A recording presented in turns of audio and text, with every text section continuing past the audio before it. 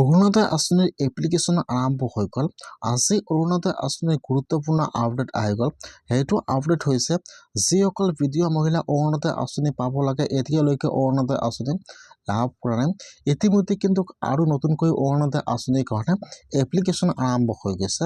যদি আপোনাৰ হাতত ৰেচন কাৰ্ড আছে আৰু আপোনালোকে অৰুণোদয় আঁচনি পোৱাৰ যোগ্য হয়, এতিয়ালৈকে অৰুণোদয় আঁচনি লাভ কৰা নাই, তেনেহ'লে আপোনালোকে আজিয়ে অৰুণোদয় আঁচনিৰ কাৰণে এপ্লিকেশ্যন কৰক।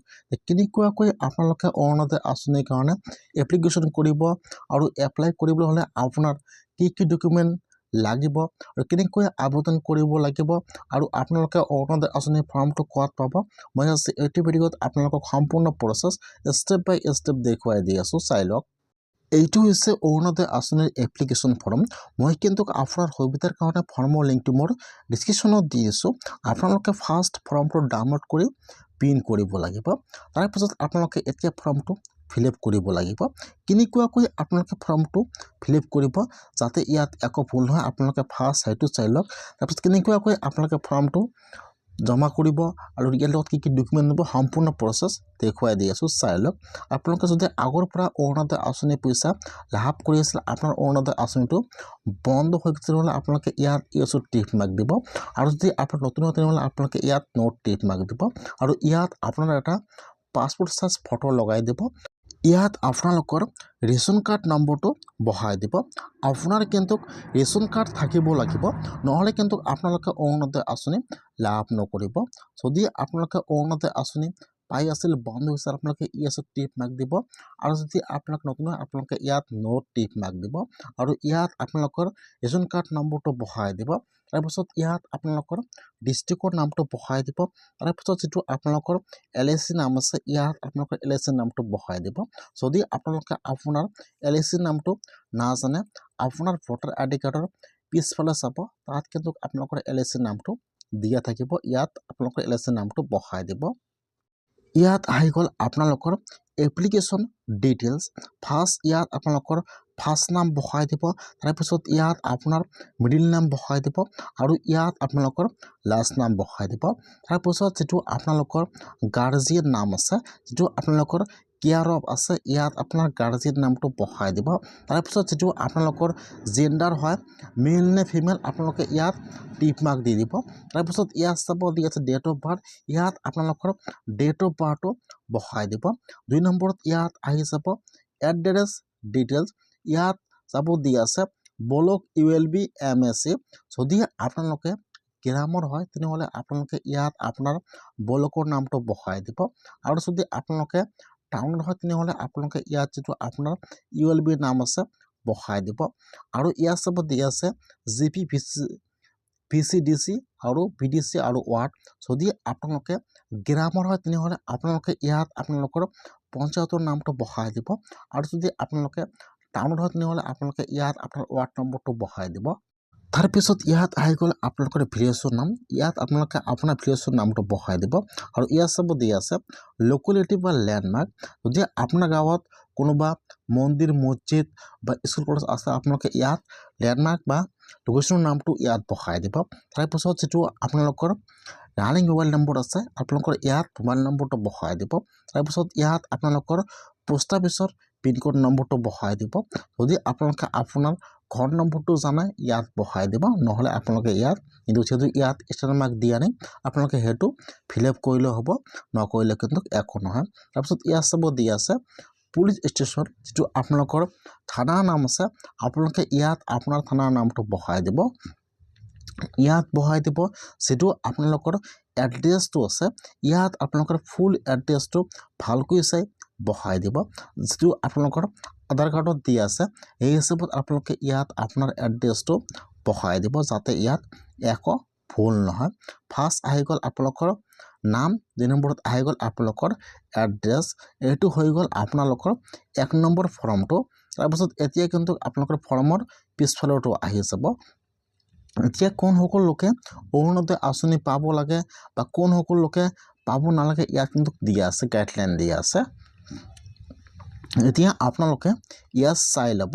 ইয়াত চাব দি আছে ফাৰ্ষ্ট উইণ্ড' এগ 45 আৰু হেণ্ডিকেপ আৰু ইয়াত চাব দি আছে AY বেনিফিচিয়াৰী।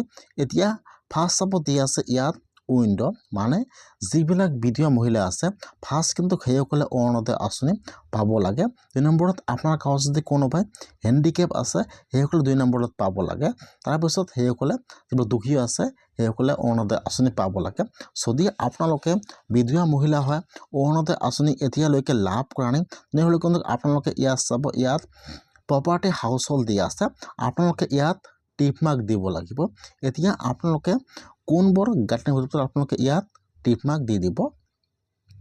ইয়াত চাব 4 নম্বৰত দি আছে বেংকৰ ডিটেইলছ। এতিয়া আপোনালোকে ইয়াত যিটো আপোনালোকৰ বেংকৰ একাউণ্ট জমা কৰিব সেইটো একাউণ্ট যাতে আপোনালোকৰ আধাৰ কাৰ্ডৰ সৈতে লিংক থাকে নহ'লে কিন্তু আপোনালোকে অৰুণোদয় আঁচনি লাভ নকৰিব। সেইকাৰণে ফাৰ্ষ্ট চাব দি আছে বেংক একাউণ্ট নম্বৰ। ফাৰ্ষ্ট আপোনালোকে ইয়াত আপোনাৰ একাউণ্ট নম্বৰটো বহাই দিব আৰু 2 নম্বৰত ইয়াত আপোনালোকৰ বেংকৰ নামটো বহাই দিব। 3 নম্বৰত বহাই দিব আপোনালোকৰ ব্ৰাঞ্চৰ নাম। তাৰপিছত ইয়াত আপোনালোকৰ IFSC কোড নম্বৰটো বহাই দিব। যিহেতু আপোনালোকে বেংকৰ পাছবুকটো জেৰক্স কৰি দিব সেইকাৰণে আপোনালোকে ইয়াত ইয়েছত টিক মাৰ্ক দিব লাগিব। ইয়াত বহাই দিব লাগিব আপোনালোকৰ বেংকৰ ডিটেইলছটো যিটো একাউণ্ট আপোনালোকৰ আধাৰ কাৰ্ড লিংক থাকে আপোনালোকে সেইটো একাউণ্ট ইয়াত বহাই দিব লাগিব। তাৰপিছত ইয়াত আপোনালোকৰ আধাৰ কাৰ্ড নম্বৰটো বহাই দিব। তাৰপিছত যিটো আপোনালোকৰ ভোটাৰ ID কাৰ্ড নম্বৰ আছে আপোনালোকে ইয়াত বহাই দিব। ইয়াত চাব দি আছে চেল্ফ ডিক্লেৰেশ্যন ছিগনেচাৰ। এতিয়া আপোনালোকে ইয়াত ইয়েছত টিক মাৰ্ক দিব লাগিব যে মই অৰুণোদয় আঁচনি পোৱাৰ যোগ্য হয় সেইকাৰণে মই নিজে আবেদন কৰি আছোঁ সেইকাৰণে আপোনালোকে ইয়াত ইয়েছত টিক মাৰ্ক দিব লাগিব। ইয়াত কিছুমান ডিক্লেৰেশ্যন দিয়া আছে যে যদি আপোনালোকে অৰুণোদয় আঁচনি পোৱাৰ যোগ্য নহয় আপোনালোকে সকলো পইচা ঘূৰাই দিব লাগিব সেইকাৰণে আপোনালোকে ইয়েছত টিক মাৰ্ক দিব লাগিব আৰু ইয়াত আপোনালোকে ছিগনেচাৰ কৰিব লাগিব। ইয়াত আপোনালোকে ছিগনেচাৰ কৰিব বা থাম লগাই দিব আপোনালোকে যি জানে ইয়াত ছিগনেচাৰ কৰিব। এতিয়া কিন্তু আপোনাৰ ফৰ্মটো ফিল আপ হৈ গ'ল। এতিয়া ইয়াত আহি যাব চেল্ফ ডিক্লেৰেশ্যন। ইয়াত চাব ইয়াত কিছুমান গাইডলাইন দিয়া আছে সেইকাৰণে আপোনালোকে এবাৰ গাইডলাইনবোৰ সম্পূৰ্ণকৈ চাই ল'ব। তাৰপিছত ইয়াত চাব দিয়া আছে নেম। ফাৰ্ষ্ট আপোনালোকে ইয়াত আপোনালোকৰ নেমটো বহাই দিব। ইয়াত নেমটো বহাই দিব আপোনাৰ গাৰ্জিয়ান নাম বহাই দিব আৰু আপোনালোকৰ কিমান বছৰ ইয়াত বয়সটো বহাই দিব আৰু ইয়াত আপোনালোকৰ ৰেচন কাৰ্ড নম্বৰটো বহাই দিব। ইয়াত কিছুমান চাব ইয়াত চাব দি আছে চেল্ফ ডিক্লেৰেশ্যন আপোনালোকে ইয়াত কিছুমান গাইডলাইন আছে আপোনালোকে গাইডলাইনবোৰ সম্পূৰ্ণকৈ চাই ল'ব। তাৰপিছত আপোনালোকে এতিয়া অলপমান তলত আহি যাব আপোনালোক তলত ইয়াত আপোনাৰ নাম বহাই দিব লাগিব আৰু আপোনালোকে ইয়াত আপোনালোকৰ ছিগনেচাৰ কৰিব লাগিব। এতিয়া কিন্তু আপোনালোকৰ ফৰ্মটো সম্পূৰ্ণ ফিল আপ হৈ গ'ল। এতিয়া আপোনালোকে ফৰ্মৰ লগত আপোনাৰ কিন্তু এটা এপ্লিকেশ্যন দিব লাগিব যিহেতু বৰ্তমান এপ্লিকেশ্যন দি অৰুণোদয় আঁচনিৰ কাৰণে আবেদন হৈ আছে সেইকাৰণে আপোনালোকে ইয়াত এটা এপ্লিকেশ্যন লিখিব লাগিব। তাৰ লগত আপোনাৰ সকলো ডকুমেণ্ট জেৰক্স কৰিব লাগিব। আপোনাৰ voter ID card Aadhaar card PAN card bank passbook সকলো জেৰক্স কৰি যিটো আপোনালোকৰ DC অফিচ আছে তাত কিন্তু আপোনালোকে জমা কৰিব লাগিব। ইয়াত আপোনাৰ ফুল নেম বহাই দিব ছিগনেচাৰ কৰিব ইয়াত প্লেচটো বহাই দিব আৰু ডেটটো বহাই দিব। ইয়াত যাব এতিয়া আপোনালোকে ফৰ্মৰ লগত আপোনাৰ সকলো ডকুমেণ্ট জেৰক্স কৰিব যিটো আপোনালোকৰ DC অফিচ আছে তাত যাই আপোনালোকে সকলো ডকুমেণ্ট ফৰ্মটো জমা কৰিব লাগিব। যদি আপোনালোকে অৰুণোদয় আঁচনি পোৱাৰ যোগ্য হয় আপোনালোকে এতিয়া অৰুণোদয় আঁচনি লাভ কৰা নাই তেনেহ'লে আপোনালোকে আজি অৰুণোদয় আঁচনিৰ কাৰণে এনেকৈ আবেদন কৰক নহ'লে কিন্তু আপোনালোকে অৰুণোদয় আঁচনি লাভ নকৰিব। আবেদন